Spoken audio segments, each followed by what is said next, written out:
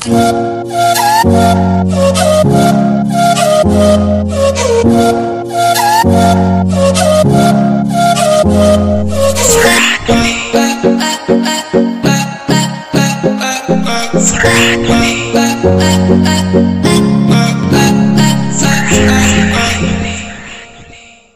mga kalab! Ako po pala si Ulysses, ang bayot ni Kiat pero dili iga. Ako din si Francis, ang gwapo pero dili uso. And we are the Friendly Love Team. Kung bago ka pa lang sa aming channel, Don't forget to subscribe.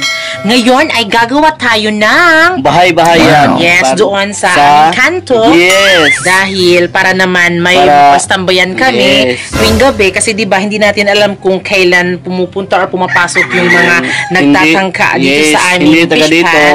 Yes, and then syempre yung ibig sabihin namin is yung mga medyo malilikot yung kamay dito Yes. sa fish pan. So yan yung rason kung bakit magtatayo kami doon ng bahay-bahayan. So hindi naman siya Yes. kahoy, so trapal lang. So nakita nyo ba sa Temporary lang. vlog namin nung bumili Temporary kami ng lang, mga trapal? kalab. Ayan.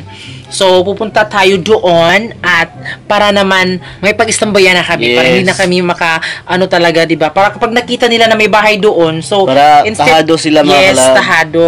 Nagdadalawang isip sila papasok dito sa fish pan namin kasi may bahay doon na trapal, ganun. Then, syempre, tingnan niyo po yung outfit ko, mga kalab. Wow. Diba? Maganda, oh.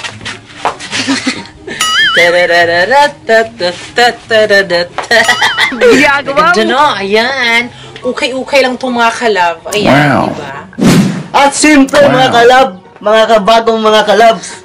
So ito na pala yung mga gamit natin para buhatin yung bahay kubo-kubo namin, kubong gamay. So ito lang yung trapal, silbing bahayan namin. Yes, trapal. So, yan, So, yan yung gagawin nating bubong. Yes. At nandito na pala yung Mga lubid. martilyo at Yes. yung gabas.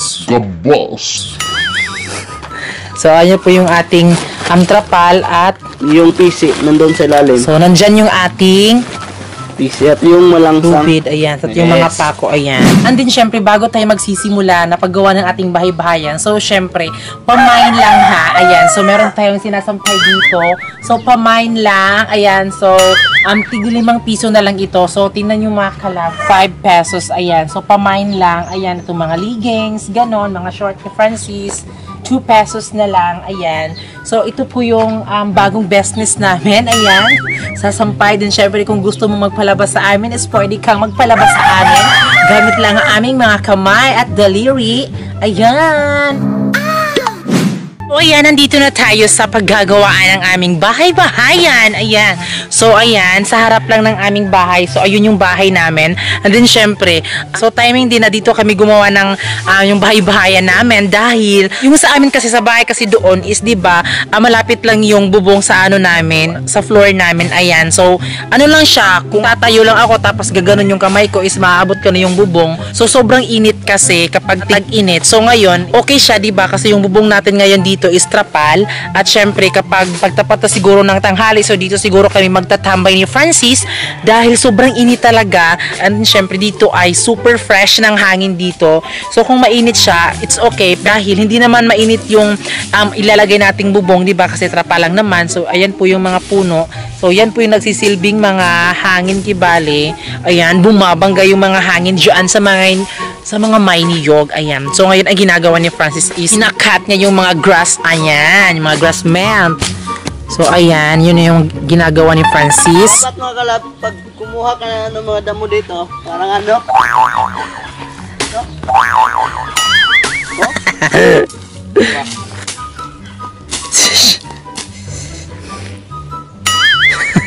At syempre, meron tayo ditong haligi ng tahanan. Ayan. So, hindi ko pa ma-explain sa inyo kung paano siya gawin. So, titingnan nyo na lang, okay? So, titingnan nyo na lang kung paano gawin ni Francis. Kasi si Francis kasi yung may alam kung paano ito gawin. At syempre, ako is ano lang, body-body. Ayan.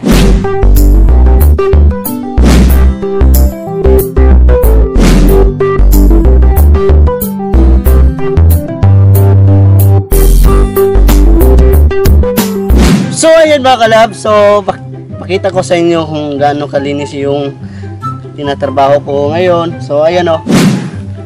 Oh wow. So ano siya mga kalab. Sobrang init mga kalab. So, medyo napagod ako. Napapagod ako medyo. So, ayan mga kalab, ang susunod na gagawin namin ay susunugin yan masasamang damo. So, ito yung mga dadamo yung ibig kong sabihin mga kalab. Ayan, yun yung ibig kong sabihin ha. Baka may misinterpret na naman dyan. So, sunugin namin to para mas clean. Sunog yun yung kamutron. Diba? Ta. It's a prank!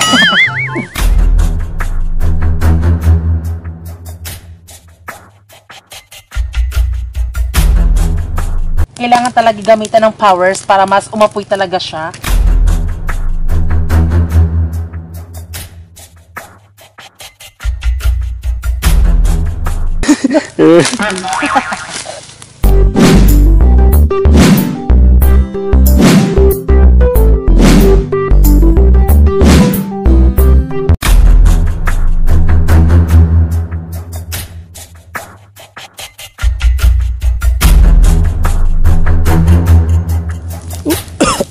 Tulong! Tulong po! Tulong, may sunog! Tulong!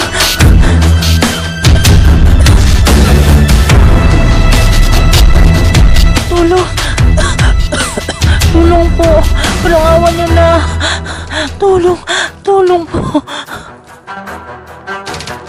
Tulong! Tulong!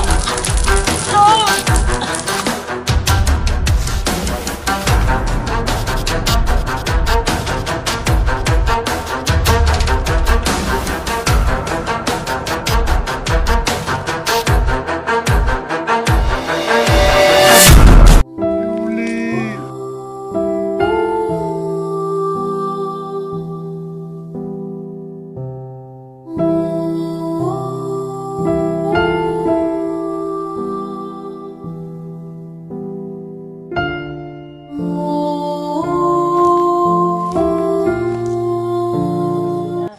Bibi Francis, hindi ako nasunog. Bibi Francis, hindi ako nasunog. Hindi ako nasunog.